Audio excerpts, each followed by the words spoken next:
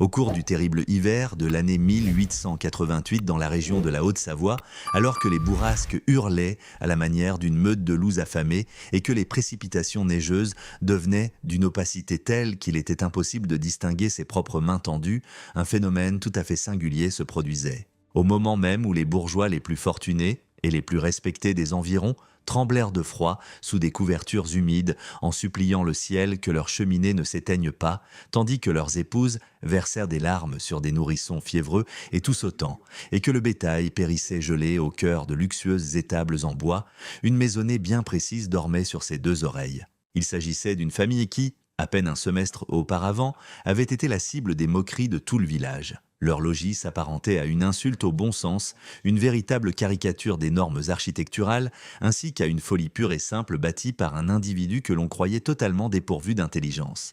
Pourtant, lors de cette soirée précise, quand la grande tempête de neige a transformé le paysage en un brasier immaculé, ces gens se reposaient profondément derrière des fenêtres calfeutrées, sans la moindre inquiétude quant à une éventuelle déperdition de chaleur. Durant cette nuit glaciale, au moment où les riverains en étaient réduits à jeter leurs propres meubles au feu dans le seul but de survivre, ce foyer n'a pas consumé la moindre bûche. La raison en était que le bois, ce combustible inestimable que tout le monde avait entassé pendant toute la saison estivale, s'était gorgé d'eau à cause de l'humidité qui s'infiltrait par la moindre fissure des murs. En revanche, leurs réserves demeuraient dans un état impeccable. Leur bois de chauffage était sec comme l'amadou, à l'abri, et protégé par un principe que personne d'autre n'avait pris la peine d'essayer de comprendre. Ce qui va suivre est l'histoire de Diego Torres, un homme ayant absolument tout perdu avant d'atteindre l'unique chose qui est véritablement de la valeur. Le calendrier affichait l'année 1887, lorsque Diego a posé pour la première fois le pied sur les plateaux situés juste aux abords de Chamonix. C'était un personnage d'allure svelte, dont le teint avait été buriné par l'impitoyable soleil de l'Andalousie, affichant un regard exténué qui avait été témoin de beaucoup trop de souffrances. Il a débarqué en compagnie de ses deux enfants, Inès, âgée de 7 ans, et Bastien, du haut de ses 5 ans, tous installés à bord d'une charrette tirée par une vieille mule qui boitait visiblement de la patte gauche. Son épouse adorée, Elena, s'était éteinte l'hiver précédent des suites d'une affection qu'aucun médecin n'avait réussi à soigner. Ce qui avait poussé Diego à revendre le peu de biens qu'il possédait dans le but de prendre un nouveau départ. Des bruits avaient couru jusqu'à lui, selon lesquels le gouvernement distribuait des parcelles dans la Haute-Savoie, permettant à n'importe quel citoyen de revendiquer environ 64 hectares, à la condition expresse de les exploiter pendant une demi-décennie. Pour un immigré espagnol veuf ayant 2 bouches affamées à nourrir et possédant à peine 122 francs en poche, cela constituait une ultime lueur d'espoir. Le lopin de terre qui lui fut attribué se révéla idéal pour faire paître les troupeaux, mais totalement impitoyable envers les êtres humains. Il était situé au beau milieu d'une vaste étendue où les vents soufflaient sans le moindre répit. Et il fallait compter 2 bonnes heures de trajet à cheval pour atteindre le village le plus proche. Les habitants des alentours le regardaient avec un mélange de compassion et de mépris. Un Espagnol sans le sou et veuf qui traînait 2 jeunes enfants, débarquant au mois de septembre, pile au moment où la saison des glaces pointait le bout de son nez. Il n'y avait aucune chance qu'il parvienne à surmonter une telle épreuve. Son tout premier visiteur fut monsieur Guillaume Laurent, le propriétaire de 3 immenses domaines et d'une demeure à 2 étages, arborant des fenêtres en verre acheminées directement depuis Paris. Guillaume s'approcha au trot sur le dos d'un étalon noir étincelant, vêtu d'un manteau en laine de première qualité et affichant un grand sourire qui n'atteignait absolument pas son regard. « J'ai déjà jeté un coup d'œil à ton terrain, Diego ?» déclara-t-il dans un dialecte local que le nouvel arrivant peinait grandement à saisir. « Tu vas avoir besoin d'un logement convenable avant que les tempêtes de neige ne s'abattent. Il se trouve que je connais un charpentier en ville qui pourrait te fabriquer quelque chose de correct pour, disons, 500 francs. » Diego esquissa un signe de tête respectueux, mais finit par refuser de la tête. « Je ne dispose pas de 500 francs, monsieur, j'ai l'intention de la bâtir de mes propres mains. » Guillaume rit doucement, non pas par méchanceté, mais avec l'assurance hautaine de celui qui est persuadé de tout savoir. Tu ne connais absolument rien aux hivers de la Haute-Savoie, mon ami. Cet endroit n'a strictement rien à voir avec ton Andalousie natale. Dans notre région, les températures glaciales mettront fin à tes jours en une seule soirée si tu n'y es pas préparé. Le voisin suivant à se présenter fut Lucas Weber, un immigré suisse qui avait passé une décennie dans le coin et qui était l'heureux propriétaire d'un chalet en rondin qui rendait tout le monde vert de jalousie. Lucas était un individu pragmatique qui prenait rarement la parole, cependant, en voyant ce que le nouveau venu était en train de tracer, il fut tout simplement incapable de garder le silence. « Cela ne fonctionnera jamais », fit-il remarquer en pointant du doigt les plans que le veuf avait dessinés sur le sol à l'aide d'une brindille. « Tu as l'intention d'installer la grange au-dessus et de vivre en dessous. C'est totalement marcher sur la tête. Les bêtes de ferme dégagent de terribles odeurs. Le fumier finira inévitablement par s'infiltrer. De plus, le simple poids pourrait très facilement faire s'effondrer ton plafond. » L'immigré andalou écouta le tout avec une patience imperturbable. « Mon grand-père, autrefois dans le sud de l'Espagne, procédait exactement de cette manière, répondit-il dans un mélange de castillan et de mouvements des mains. La chaleur corporelle émanant des animaux descend naturellement. Le foin permet de les préserver de l'humidité. Les espaces de vie sont ainsi chauffés par le haut sans avoir besoin d'une cheminée. » Lucas secoua simplement la tête, incrédule. « Nous ne sommes plus en Andalousie, Diego. Tu te trouves désormais dans les montagnes de la Haute-Savoie. Tu vas finir par te faire tuer, toi et tes gosses, en te reposant sur ces concepts d'un autre âge. » Le troisième échange se révéla être le plus déchirant de tous. Il eut lieu au nom du pasteur Jean-Baptiste, un homme imposant et sévère qui prononçait ses prêches chaque dimanche dans le temple en charpente du village. L'homme de foi ne s'est pas présenté en personne. Il a plutôt envoyé son épouse, Madeleine, une femme dotée d'un visage doux, mais aux paroles particulièrement tranchantes. « Le pasteur est très préoccupé au sujet des tout-petits », expliqua-t-elle à Diego tout en observant Inès et Bastien s'amuser dans la boue près du chariot. Il estime que si tu ne parviens pas à obtenir une habitation convenable avant le mois de novembre, la commune devrait confier les jeunes à une famille en mesure de les élever selon la volonté du Seigneur. Ce n'est pas motivé par de la malveillance, Diego. C'est tout simplement de la charité chrétienne. Le veuf eut l'impression que le sol même se dérobait sous ses bottes. Il serra les poings, avec une telle force que ses jointures en devinrent toutes blanches. Il posa son regard sur sa progéniture, les deux seules raisons pour lesquelles son cœur prenait encore la peine de battre. Sur-le-champ, il prit une résolution inébranlable. Il refusait catégoriquement de mendier de l'aide. Il n'avait pas la moindre intention de s'endetter. Il n'allait jamais implorer ces étrangers qui le dévisageaient comme s'il s'agissait d'un animal errant.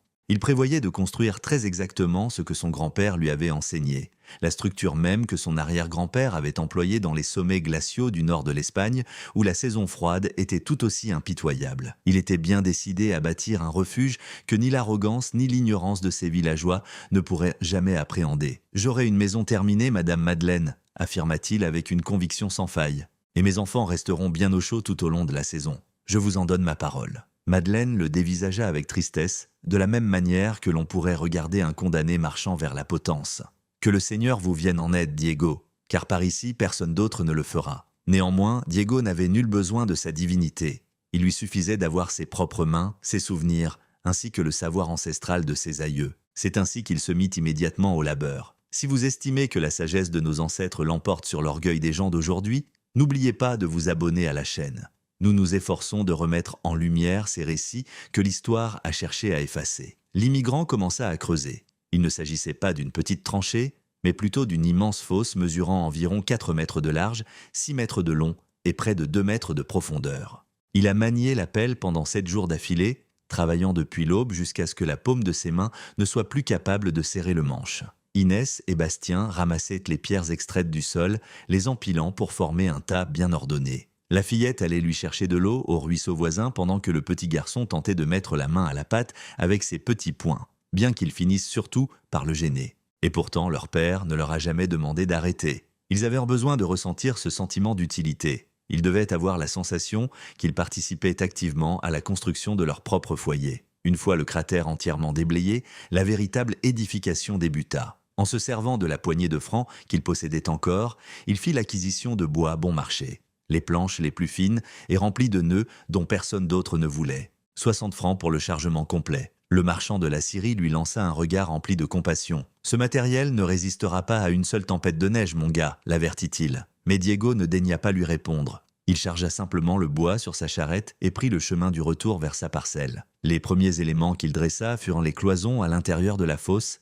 Il se servit des cailloux qu'il avait retirés de la terre, les liant entre eux à l'aide de boue mélangée à des herbes sèches de la prairie. Ce n'était certes pas du mortier moderne, mais cela tenait de façon remarquablement solide. Ses parois faites de roches et d'argile s'enfoncèrent dans le sol à la manière de racines vigoureuses. Ensuite, il disposa des poutres en bois à l'horizontale par-dessus l'ouverture, créant ainsi le plafond de ce qui allait bientôt devenir son logement souterrain. Néanmoins, c'est précisément là qu'entrait en jeu le détail qu'aucun de ses voisins ne parvenait à comprendre. Directement au-dessus de ce toit de bois, le constructeur andalou ajouta un deuxième étage. Il s'agissait d'une grange exiguë, tout juste assez vaste pour accueillir un duo de vaches, la vieille mule et quelques poules. Les murs de l'enclos étaient faits de briques de terre crue qu'il avait façonnées lui-même en mélangeant du sol avec de l'eau et en les laissant cuire sous le soleil à l'intérieur de moules en bois. Chacune de ces briques de boue pesait aussi lourd qu'un rocher, mais conservait l'énergie thermique bien mieux que n'importe quel autre matériau. Tout en haut, sur les chevrons du cabanon,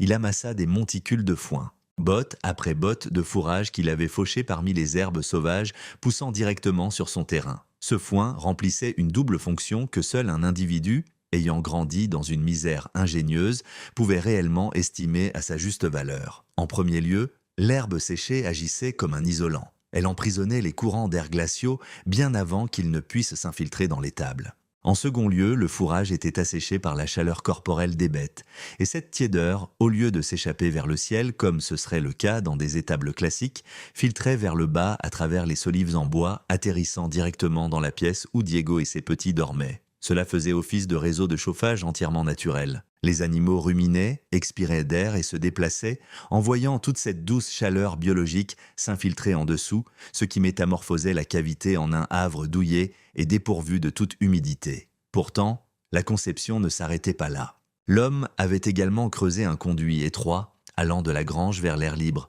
une espèce de système d'évacuation bas, permettant à l'humidité et aux mauvaises odeurs de s'échapper, délibérément incliné afin que les rafales ne puissent pas s'engouffrer à l'intérieur. Il tenait cette astuce de son grand-père, qu'il avait lui-même emprunté au peuple montagnard ayant survécu dans les sierras des siècles avant l'arrivée des temps modernes.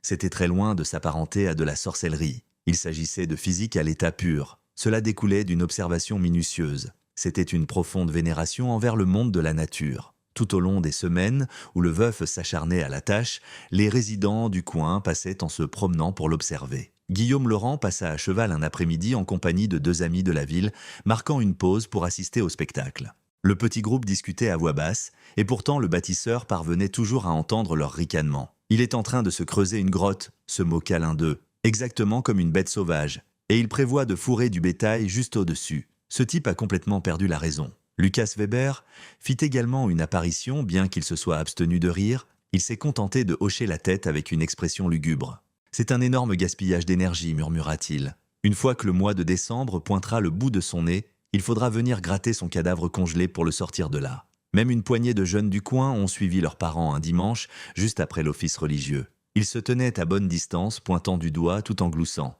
Inès les a remarqués et a serré très fort les doigts de son papa. « Papa, ils prétendent que nous sommes stupides, chuchota-t-la. » Diego posa un genou à terre face à elle, les paumes couvertes de crasse et le visage fortement bruni par le soleil. « Ma chérie, murmura-t-il, les gens se moquent toujours des choses qu'ils n'arrivent pas à comprendre. Mais dès que la vague de froid s'installera, tu verras très exactement qui sont les véritables idiots. » À la mi-octobre, la structure était entièrement achevée. Elle manquait indéniablement de charme esthétique. Il n'y avait ni d'immenses vitrages ni de superbes parquets en bois massif. Cela consistait en une chambre souterraine pourvue de parois en pierre et d'un plafond trapu éclairé par une paire de minuscules fenêtres d'angle qui ne laissaient pénétrer qu'un maigre rayon de soleil. Au beau milieu trônait un poêle en fonte que l'immigré avait déniché d'occasion pour à peine 15 francs. L'ameublement comprenait 2 lits de camp fabriqués avec du bois de charpente et de la ficelle épaisse, une unique table pour les repas, 2 chaises, et juste au-dessus, dans l'enclos, résidait la vieille mule, 2 jeunes génisses que Diego avait obtenues en échange de son travail, ainsi que 4 poules qu'un paysan des environs lui avait cédées car elles étaient bien trop âgées pour pondre.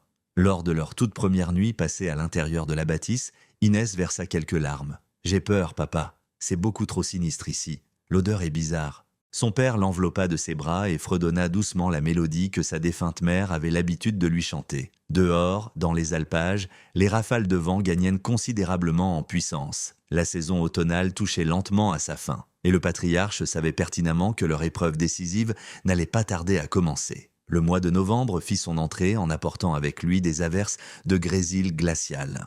Les aubes se levaient sur un givre qui s'agrippait aux herbes des alpages, transformant les flaques d'eau en blocs de glace massifs. Les colons des environs entamèrent leurs préparatifs en vue des grands froids. Guillaume Laurent engagea 2 ouvriers pour fendre du bois de chauffage pendant 14 jours consécutifs. Ils dressèrent de gigantesques piles de bûches juste à côté de son immense propriété. Lucas Weber colmata la moindre petite fissure de son chalet en rondin en utilisant de la mousse tassée et de la boue. Le pasteur Jean-Baptiste organisa une collecte de dons au temple destinée à secourir les foyers les plus démunis afin de s'assurer que strictement personne ne manque de couvertures ou de charbon. Pas une seule âme n'offrit la moindre assistance à Diego. Cela ne découlait pas d'une quelconque cruauté, mais plutôt de la certitude que son sort était d'ores et déjà scellé. L'Andalou dérangé qui logeait dans un fossé sous un enclos à bétail ne méritait pas qu'on s'apitoie sur son sort. Il devait tout bonnement subir la cruelle leçon que Dame Nature s'apprêtait à lui infliger. Néanmoins, Diego demeurait parfaitement imperturbable. Chaque matin que Dieu faisait,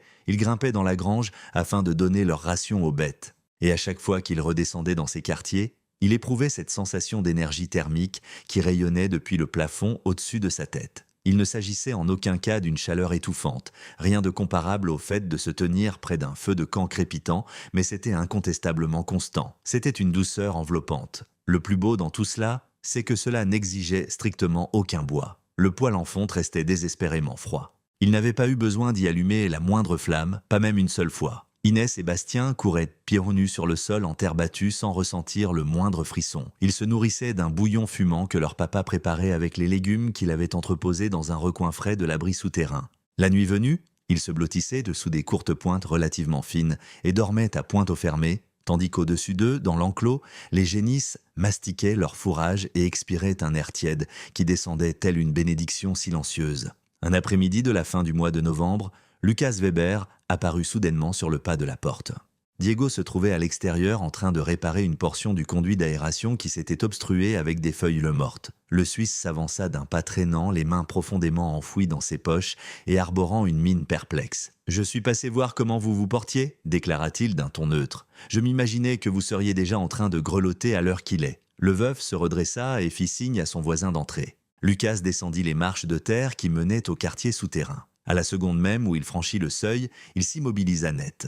L'atmosphère y était douce, pas de manière excessive, mais on y notait une température nettement plus clémente qu'à l'extérieur. De plus, il y avait une absence totale de fumée. Aucune flamme n'était allumée. La pièce était dépourvue de tout ce qui aurait pu logiquement justifier une température aussi confortable. Comment diable, commença Lucas, incapable d'achever sa question, il leva les yeux vers les solives en bois décorées de bottes d'herbe séchées suspendues. Ensuite, son regard glissa vers le poêle éteint. Pour finir, il fixa les bambins qui jouaient paisiblement sur le plancher. « C'est l'enclos du bétail, juste au-dessus », clarifia Diego. « Les bêtes réchauffent de la paille. Le foin transfère ensuite cette énergie thermique à la charpente, et le bois la diffuse directement dans l'espace de vie. Je n'ai absolument pas besoin d'une cheminée. » Lucas fronça les sourcils. Cela défie toute logique. Les animaux de ferme ne dégagent pas une chaleur corporelle suffisante pour accomplir cela. Le bâtisseur esquissa un sourire. Une bête isolée n'y parviendrait pas, en effet. Cependant, 4 d'entre elles, regroupées dans un espace restreint, isolées par du foin qui retient la moindre once de chaleur,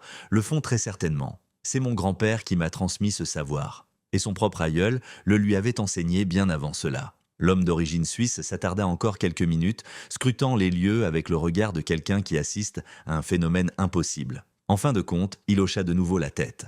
Eh bien, peut-être que cela parvient à tenir la route pour le moment. Attends un peu que les véritables températures glaciales fassent leur apparition. Dès que le thermomètre chutera à moins 28 degrés Celsius, ta petite trouvaille ne te sera d'aucune utilité. Et sur ces paroles, il s'en alla sans même prendre la peine de dire au revoir. Malgré cela, Diego resta tout à fait serein. C'était parce qu'il détenait un secret dont Lucas ignorait tout. Il savait pertinemment que, là-haut dans les Sierras andalouses, son aïeul avait affronté des hivers au cours desquels les congères engloutissaient les toitures à moitié. Il avait la certitude que cette disposition n'était pas un simple gadget, mais bel et bien une science ancienne et éprouvée. Le mois de décembre débarqua avec une violence inouïe.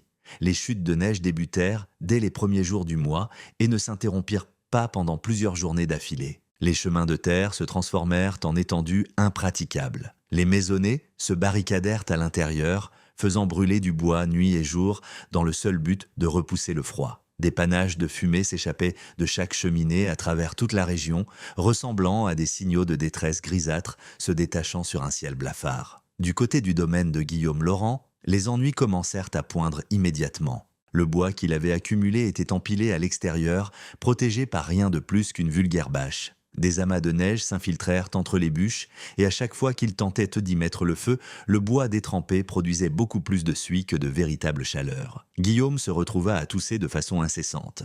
Son épouse Claire rouspétait que leur maison était asphyxiée par la fumée. Pourtant, le simple fait d'entrebâiller une fenêtre pour aérer laissait entrer des courants d'air glaciaux qui les transperçaient comme des poignards. Les enfants attrapèrent de graves maux de gorge. Ils se virent contraints de faire venir le médecin du village, qui leur factura 25 francs pour la visite à domicile, plus 15 francs supplémentaires pour le sirop médicinal. Malgré tout cela, le froid glacial continuait de s'insinuer par chaque fissure, chaque carreau et chaque lame de plancher mal colmatée de cette somptueuse et prétentieuse demeure. Chez Lucas, la situation n'était pas beaucoup plus reluisante. Son chalet en rondin était indéniablement robuste, mais les poutres étaient de fait d'un bois de pin non séché qu'il avait personnellement abattu quelques années auparavant. Avec le temps, le bois s'était déshydraté et recroquevillé, créant des espaces visibles entre les rondins. Lucas s'était efforcé de les boucher en utilisant de la mousse. Cependant, la végétation s'est tout bonnement asséchée à cause de la chaleur de l'âtre et a fini par s'effriter. Chaque soir, sans exception, le Suisse se voyait obligé d'attiser les flammes toutes les 2 heures. Il lui était impossible de trouver le sommeil. Sa femme, Anna, se réveillait en grelottant et l'implorait de jeter quelques bûches supplémentaires dans le feu. Toutefois, leur réserve de combustible diminuait à vue d'œil. Vers la mi-décembre, Lucas a dû se résoudre à incinérer les poteaux de clôture de son enclos à bétail. Il n'avait tout simplement pas d'autre alternative. Le pasteur Jean-Baptiste mit en place des réunions de prière à son propre domicile. Les familles locales se rassemblèrent le dimanche après l'office pour supplier le Tout-Puissant de leur accorder une courte saison hivernale. Et pourtant, au fond d'eux-mêmes, chacun d'entre eux était tétanisé par la peur. Les températures glaciales de ce mois de décembre étaient loin d'être habituelles. Le mercure chutait de plus en plus bas à chaque nuit qui passait, moins 26 degrés Celsius, moins 28, puis moins 31 degrés. Les troupeaux commencèrent à tomber raides morts, les chevaux tremblaient violemment à l'intérieur de leur stalles, et tout le monde avait parfaitement conscience que les pires conditions climatiques se profilaient encore à l'horizon. Pendant ce temps, en bas, dans la cavité située sous la grange, Diego et ses petits vivaient dans un étrange état de quiétude. Leur logis restait confortablement clément. Ce n'était pas étouffant, juste agréablement doux. Tout juste ce qu'il fallait pour être à l'aise en portant un simple pull léger. Le poêle de fonte restait complètement inactif. Diego n'y avait pas encore allumé la moindre étincelle. Pour quelle obscure raison en aurait-il eu besoin ? L'énergie thermique irradiait continuellement vers le bas depuis la charpente. Les génisses, juste au-dessus, étaient protégées des bourrasques par ces épaisses cloisons en briques de terre. Le fourrage les maintenait totalement à l'abri de l'humidité, et ce microclimat douillet qui se formait à l'intérieur de l'enclos descendait par vagues délicates à travers le plancher. Fait encore plus crucial, le bois de chauffage de l'immigrant était parfaitement sec. Il l'avait entreposé dans un recoin des quartiers souterrains hors d'atteinte de toute moiteur. S'il avait un jour besoin de faire du feu pour cuisiner ou en cas d'urgence absolue, il savait pertinemment que son bois s'enflammerait dès la première tentative. Mais jusqu'à présent, il ne lui avait trouvé aucune utilité. Un matin à la mi-décembre, Inès lui posa une question. « Papa, comment se fait-il que tous les autres doivent de brûler autant de bois alors que nous n'en avons pas besoin ?» Son père la prit sur ses genoux et lui expliqua la chose avec des mots simples. « Parce que ces gens ont érigé leur maison pour parader.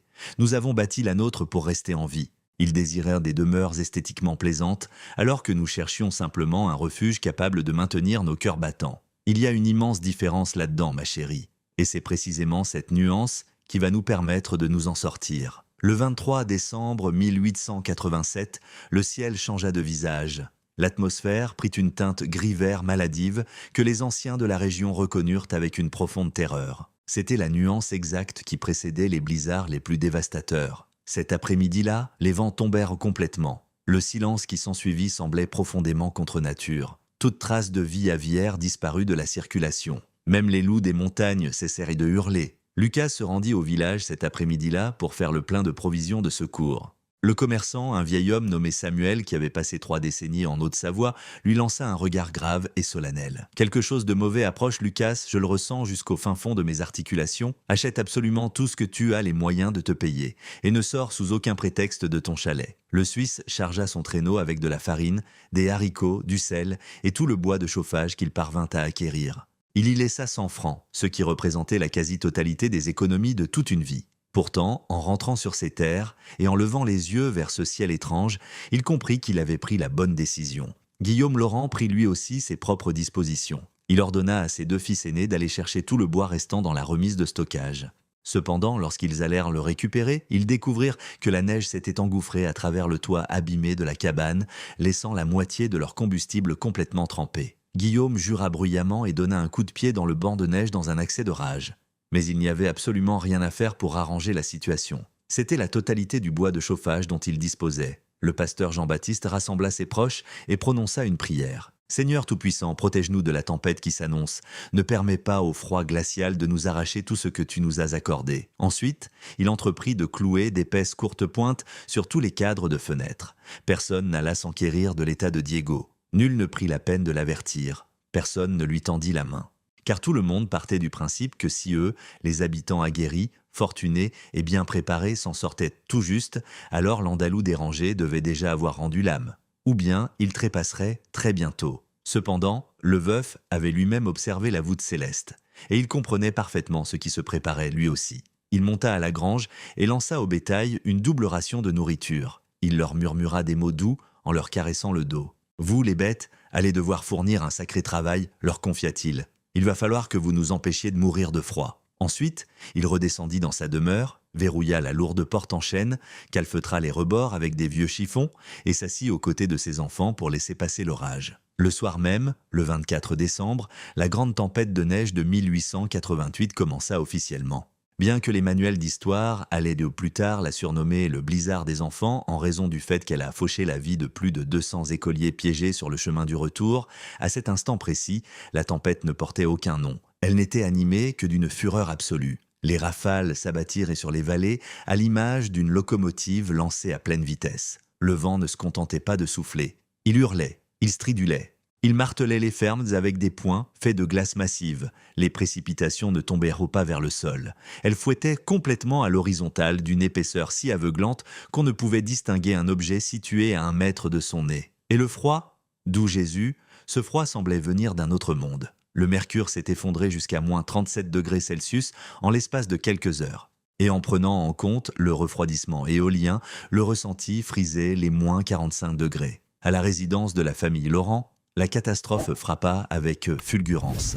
Les courants d'air rugissants ciblèrent chaque fissure et chaque interstice entre les planches de bardage, les carreaux de verre vibraient avec violence, comme s'ils étaient sur le point d'éclater en morceaux. Guillaume enfourna des bûches supplémentaires dans l'âtre, mais le bois détrempé peinait à produire ne serait-ce qu'une étincelle. Une suie épaisse envahit l'espace de vie, provoquant des quintes de toux et des larmes chez tout le monde. Claire se mit à hurler qu'ils allaient tous étouffer. Son mari arracha presque une fenêtre pour évacuer la fumée et l'air glacial s'engouffra à l'intérieur telle une avalanche. La température intérieure plongea de manière instantanée. Les enfants commencèrent aussitôt à gémir. Il referma le châssis d'un coup sec, mais le mal était déjà fait. Le confort thermique qu'ils avaient minutieusement accumulé pendant plusieurs jours s'était évaporé en quelques secondes à peine. Poussé par un désespoir absolu, le riche propriétaire se mit à balancer leurs meubles dans la cheminée. Les chaises de rechange de la salle à manger y passèrent en premier. Puis ce fut au tour de la table de cuisine elle-même. Ensuite, il entreprit d'arracher les lattes de plancher de l'une des chambres à coucher. Et pourtant, rien de tout cela ne s'avéra suffisant. La tempête de glace était un adversaire impossible à vaincre par la simple richesse ou l'arrogance. C'était un ennemi qui ne s'inclinait que devant une préparation ingénieuse et pragmatique. Et Guillaume en manquait cruellement.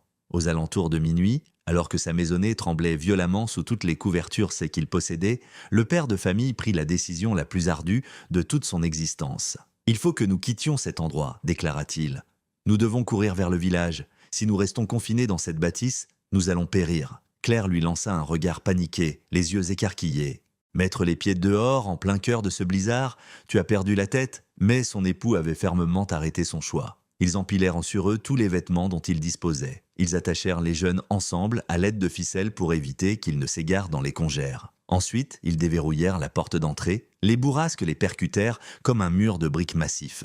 Guillaume parvint tout juste à faire 3 enjambées avant de se rendre compte que l'entreprise était totalement vaine. Il n'avait aucune visibilité. Il trouvait impossible de prendre la moindre inspiration. L'air glacial brûlait ses poumons. Et les gosses sanglotèrent déjà à cause de la souffrance physique insoutenable. Ils battirent en retraite à l'intérieur, condamnèrent l'entrée et se pelotonnèrent étroitement les uns contre les autres sur le plancher, grelottant et doutant fortement qu'ils survivraient jusqu'à l'aube. Dans le chalet de Lucas, la scène était différente mais tout aussi sombre. Le Suisse était un individu robuste tout à fait familier avec les froids alpins de sa jeunesse. Pourtant, ce phénomène-là était fondamentalement différent. On aurait dit que Dame Nature prenait sa revanche. Il alimentait l'âtre sans interruption, heure après heure. Il réduisit en cendres la toute dernière bûche qu'il avait acquise en ville. Il jeta les piquets de clôture dans le feu. Il y lança même les outils agricoles pourvus d'un manche en bois. Et lorsqu'il ne resta plus rien, il se mit à brûler les vêtements qu'il ne portait pas sur eux. Anna s'était recroquevillée dans un coin, pressant fermement ses 3 petits contre sa poitrine. « Lucas, il ne nous reste plus la moindre chose à brûler, sanglota-t-elle. Le patriarche balaya du regard l'intérieur de la cabane qu'il avait édifiée de ses propres mains. Il fixa la lourde porte en bois. Il contempla les poutres au-dessus de leur tête. Et il prit conscience que si la tempête ne se calmait pas rapidement, il allait devoir commencer à démolir son propre foyer rien que pour rester en vie. Cependant, au beau milieu de sa panique, le Suisse se souvint d'un détail bien précis. Il se rappela de l'abri aménagé sous l'enclos des bêtes. Il repensa à cette chaleur thermique déconcertante qu'il avait ressentie au cours de sa visite en novembre. Il se remémora les explications de Diego concernant les animaux et le foin. Et bien que son ego lui hurlât de ne pas agir, son instinct de survie primaire vociférait beaucoup plus fort. Il prit sa décision de manière irrévocable. Il s'emmitoufla dans autant de couvertures que possible, ordonna à Anna de verrouiller la porte derrière lui et s'avança dans la tempête. Il ne se dirigeait pas vers le village. Il marchait droit en direction de la propriété de l'immigrant prétendument fou. Car à cette seconde précise, Lucas assimilait un concept qu'il aurait dû comprendre depuis le tout premier jour. La véritable folie ne consistait pas à adopter un style de construction alternatif. L'authentique démence, c'était de bâtir les choses exactement comme tout le monde tout en s'attendant à un résultat radicalement différent. Parcourir ces quelques 180 mètres lui fit l'effet de marcher droit vers les enfers. L'homme ne parvenait pas à distinguer la moindre chose. Il se dirigeait en se fiant uniquement à sa mémoire et à son intuition, en gardant une paume tendue devant lui. Les rafales glaciales lui brûlaient le visage comme de l'acide pur. Chaque inspiration ressemblait à une lame cisaillant ses voies respiratoires. Et à plus d'une reprise, il envisagea sérieusement de faire demi-tour. Pourtant, il continua d'avancer, tout bonnement parce que ses enfants comptaient sur lui. Une fois qu'il trébucha finalement sur le refuge souterrain, il tambourina contre la porte en bois à l'aide de ses phalanges gelées. Il frappa sans relâche jusqu'à perdre toute sensation dans ses extrémités. Et quand l'ouverture s'élargit enfin, le Suisse s'effondra presque sur le seuil. Diego l'agrippa fermement et le traîna à l'intérieur. Il referma la porte à double tour et aida l'homme transi de froid à s'asseoir. L'immigré helvétique était intégralement recouvert de givre. Les poils de ses sourcils étaient devenus d'un blanc pur. Sa bouche arborait une teinte bleutée maladive. Mais la chose qui stupéfia le plus Lucas n'était pas sa propre dégradation physique. C'était très exactement ce qu'il ressentit en franchissant ce seuil. De la chaleur, pas en quantité accablante. Ce n'était pas comparable au fait de se tenir directement à côté d'un feu de camp vigoureux. Mais on y trouvait un confort thermique indéniable, une chaleur douce, inébranlable et tout à fait authentique. Lucas balaya les lieux avec un regard vitreux. Le poêle en fonte demeurait totalement éteint. Il n'y avait aucune flamme, il n'y avait pas la moindre trace de suie. Simplement cette atmosphère douillette qui défiait toute logique et qui rayonnait vers le bas depuis les chevrons. « Ma famille » parvint à croasser Lucas d'une voix brisée. « Ils sont actuellement en train de mourir de froid. Je t'en supplie. » Le veuf n'hésita pas une seule fraction de seconde. Il n'exigea aucune explication. Il ne prononça pas un seul « je te l'avais bien dit ». Il ne chercha aucune vengeance. Il acquiesça simplement avec fermeté. « Va les chercher. Amène-les tout droit dans ce logis. Nous avons amplement de place pour accueillir tout le monde. » Le père de famille désespéré repartit aussitôt affronter la tempête. Et lors de ce trajet bien précis, le chemin du retour ne lui parut pas du tout aussi interminable, car il était désormais porté par un véritable optimisme. Au fil des heures qui suivirent, l'un après l'autre, les habitants même qui s'étaient moqués de l'immigrant andalou se présentèrent sur le pas de sa porte. Le Suisse arriva le premier, entraînant toute sa maisonnée derrière lui. Tous les 5 trébuchèrent à l'intérieur en frissonnant, couverts de poudreuse, les yeux embués de larmes d'immense soulagement à la seconde même où ils ressentirent la température ambiante. Leur hôte leur indiqua de s'asseoir sur le plancher, distribua de fines courtes pointes qui paraissaient incroyablement chaudes et leur servit des tasses de thé fumantes qu'il avait préparées sur le poêle, qu'il avait enfin allumé en se servant de son bois parfaitement sec. Peu de temps après, Guillaume Laurent traîna ses propres proches à travers la porte. Le richissime propriétaire terrien ne parvenait pas à croiser le regard de son sauveur. Il entra en gardant le menton baissé, tirant sa progéniture à moitié congelée. « Je t'en prie, pardonne-moi, bredouilla-t-il. Je me suis complètement trompé sur ton compte. » Diego attira l'homme dans une étreinte solide. « Il n'y a pas d'erreur de jugement sous ce toit, Guillaume. Il n'y a que la survie. » Quelques foyers supplémentaires, vivant sur la route voisine, finirent par faire le déplacement. La veuve Martin pointa le bout de son nez en traînant ses 4 enfants. Même les jeunes mariés Dupont, qui venaient tout juste de s'installer dans la région l'été même, firent leur apparition. Le bruit avait mystérieusement couru à travers les bourrasques hurlantes et les amas de neige que la cachette de l'immigré abritait une chaleur authentique. Et chacun d'entre eux, sans la moindre exception, ravala son immense fierté et vint quémander un sanctuaire. Sur le coup de minuit, 19 individus se retrouvaient entassés dans une pièce souterraine initialement conçue pour héberger un simple trio. L'espace y était indubitablement restreint. Les gens étaient serrés comme des sardines. L'air était chargé de la lourde odeur des corps transpirants et des vêtements trempés. Pourtant, leur cœur battait encore, et ils se trouvaient dans un confort bien agréable. Le maître des lieux monta jusqu'à l'étable afin de jeter une portion de foin supplémentaire au bétail. Les génisses, anxieuses, étaient visiblement effrayées par l'agitation en bas, mais elles continuèrent à ruminer, poursuivirent leurs inspirations profondes et diffusèrent sans relâche leur chaleur biologique. Il caressa tendrement leurs encolures épaisses. « Je vous en suis reconnaissant », chuchota-t-il doucement. « Vous autres bêtes êtes en train de sauver des vies humaines ce soir. » En redescendant, il aperçut Lucas qui se tenait debout, scrutant les poutres de charpente avec l'expression d'un type qui assiste à une intervention divine. « Comment as-tu trouvé cette idée ?» demanda le Suisse. « Comment pouvais-tu être aussi absolument certain que cette installation allait fonctionner ?» Le propriétaire de la maison s'assit sur le sol de terre battue, juste à côté de ses enfants. « Mon grand-père m'a partagé une histoire à l'époque où je n'étais qu'un gamin, répondit-il. Il m'a raconté qu'une fois, là-haut, dans son village perché, ils ont subi une saison hivernale d'une telle férocité qu'elle a anéanti la moitié des foyers. Pourtant, il y a eu un individu, un vieillard que tout le monde prenait pour un imbécile parce qu'il marmonnait tout seul et érigeait des bâtisses étranges, qui s'en est sorti sans une égratignure. Souhaites-tu connaître la raison ? C'est parce qu'il n'avait pas construit sa maison dans le but d'éblouir le voisinage. Il l'avait bâtie afin de coopérer avec l'environnement au lieu de se battre contre lui. Il a exploité l'énergie thermique du sol en lui-même, il a tiré profit de la chaleur corporelle de ses animaux, il s'est servi d'herbes séchées pour créer un toit vivant bien avant que quiconque n'ait inventé cette expression bien précise. Et pendant que tous les citadins hautains gelaient jusqu'à se transformer en blocs de glace massifs, il a tout simplement continué de respirer. Mon grand-père m'a dit « Diego, il ne faut jamais que tu laisses cela sortir de ta mémoire. Mère Nature n'éprouve aucun respect pour ton orgueil. Elle ne s'incline que face à une véritable ingéniosité. » Lucas essuya l'humidité qui s'était mise à couler le long de ses joues. « Je croyais sincèrement que tu étais dépourvu de toute instruction. Je m'imaginais que tu ignorais complètement la façon dont les choses fonctionnaient dans la Haute-Savoie. Et pourtant, c'était moi qui manquais totalement de savoir. Je ne connaissais absolument rien lorsqu'il s'agissait de rester en vie. » Diego afficha un sourire chaleureux. « Ce n'est pas à toi de porter ce fardeau, mon ami. On t'a inculqué une méthode de survie très spécifique. On m'a formé selon une approche totalement différente. Les deux stratégies ont leur mérite. Mais durant cette vague de froid bien précise, ma technique s'est trouvée offrir de meilleurs résultats. Le blizzard fit rage pendant 3 jours consécutifs. 72 heures au cours desquelles les bourrasques n'ont pas cessé de hurler une seule fois. 3 journées entières de précipitations incessantes et aveuglantes. Une période durant laquelle l'intégralité de la Haute-Savoie s'est métamorphosée en un vaste cimetière blafard. Et pourtant, à l'intérieur de cette cachette sous les tables, 19 êtres humains ont survécu sans incinérer la moindre parcelle de bois, ou presque. Parce que l'aménagement que l'immigrant andalou avait élaboré, cette conception même que les locaux avaient qualifiée de folie pure, relevait en réalité d'un pur génie dissimulé sous une modestie absolue. Les rations étaient strictement réparties. Leurs dernières réserves de nourriture ont été étirées au maximum.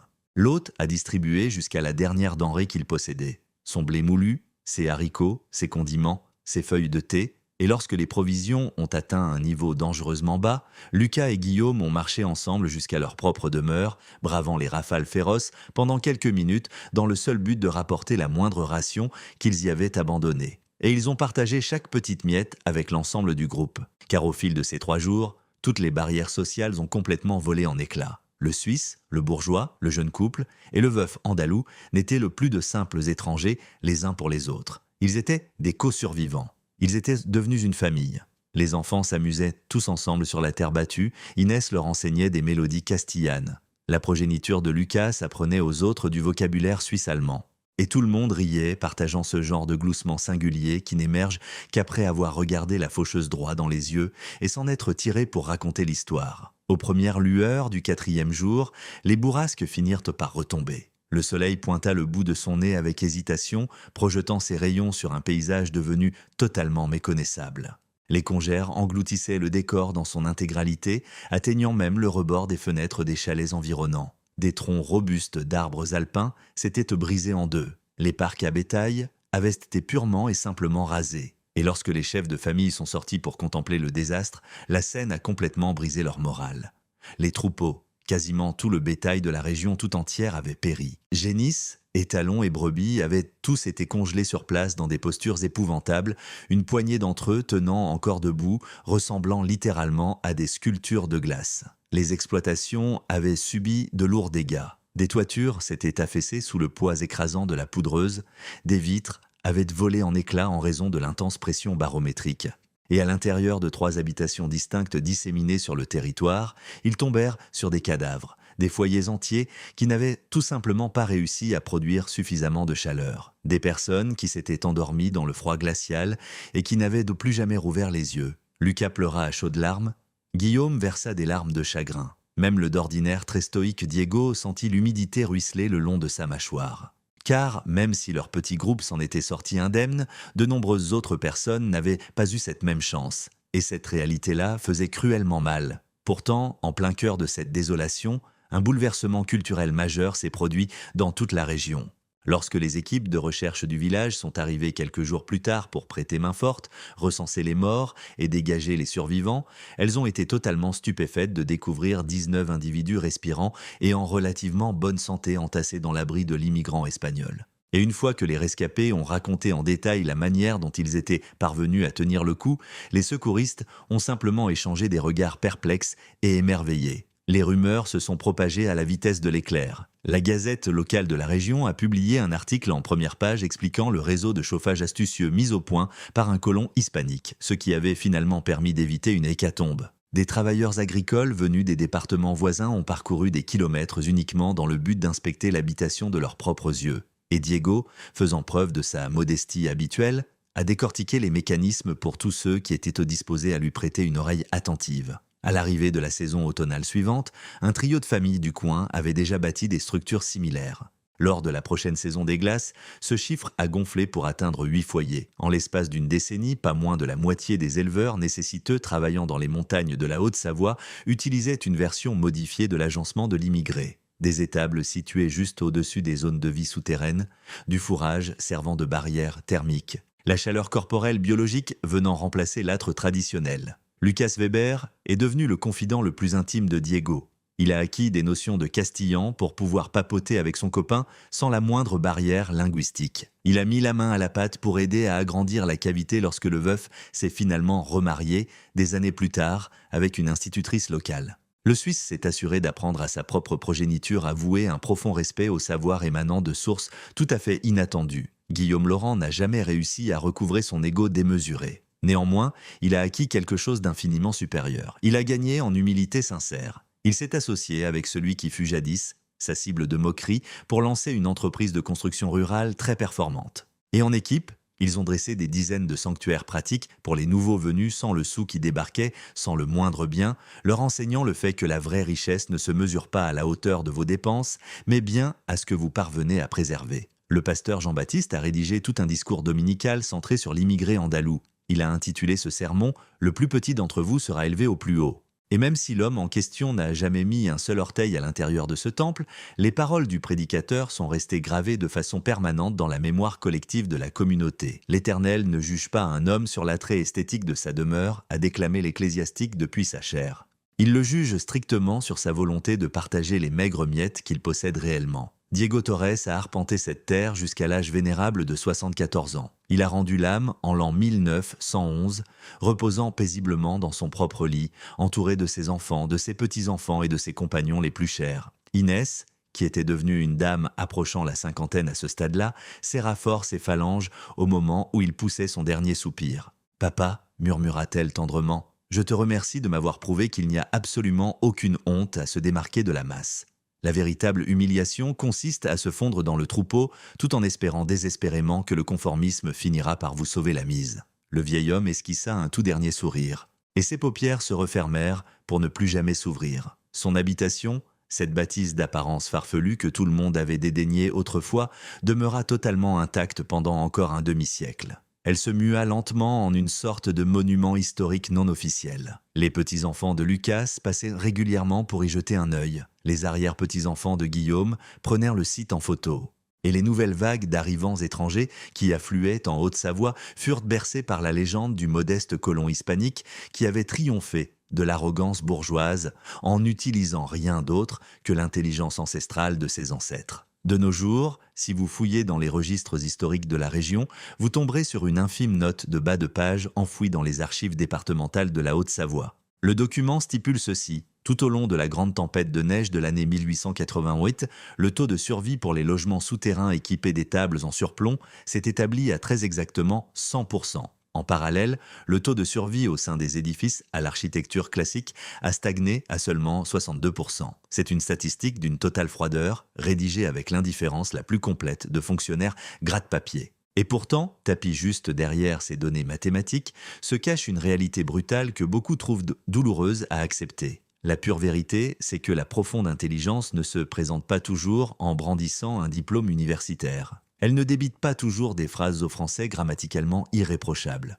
Elle ne porte pas toujours de cravate et n'arbore pas nécessairement un nom de famille noble. À l'occasion, la véritable sagesse débarque pieds nus, tiraillée par la faim, affichant des paumes lourdement calleuses et dotée d'un esprit d'une générosité sans borne. Et au moment où elle se dévoile enfin, les gens véritablement perspicaces parviennent à la repérer. Cependant, les individus trop arrogants se contentent de la regarder de haut. Et ce, jusqu'à ce que la saison des glaces les contraigne à saisir le fossé béant qui sépare le fait d'avoir théoriquement raison et le fait de rester bel et bien en vie. Les récits similaires à celui de Diego Torres nous rappellent sans cesse que l'humilité et le sens de l'observation valent considérablement plus cher que l'or pur.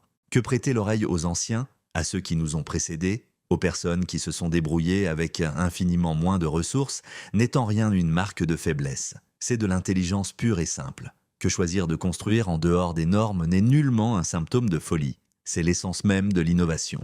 Et quand les choses se corsent, que les rafales se mettent à hurler et que les températures glaciales vous brûlent la peau, le seul paramètre qui compte réellement n'est pas la beauté esthétique de votre logement. C'est de savoir si vos proches reposent ou non dans une douce chaleur, si ce conte teinté de justice poétique a fait écho dans votre poitrine, si vous avez eu l'impression, ne serait-ce qu'une seconde, que la société a cruellement besoin de plus d'individus comme Diego et de beaucoup moins de types comme Guillaume, n'oubliez pas de laisser un pouce en l'air et de transférer cette vidéo à quelqu'un qui a urgemment besoin de comprendre qu'il existe bel et bien des modes de vie alternatifs. Un chemin où les derniers de la file peuvent facilement bondir en tête de peloton, où l'être prétendument chétif peut se métamorphoser en une force incontestable, et où votre bois de chauffage évite de finir détrempé au cours d'une tempête d'une violence inouïe, tout simplement parce qu'un individu bien précis a fait preuve d'assez de modestie pour assimiler les enseignements des aïeux qui l'ont précédé. Je vous retrouverai toutes et tous lors de notre toute prochaine plongée dans l'histoire.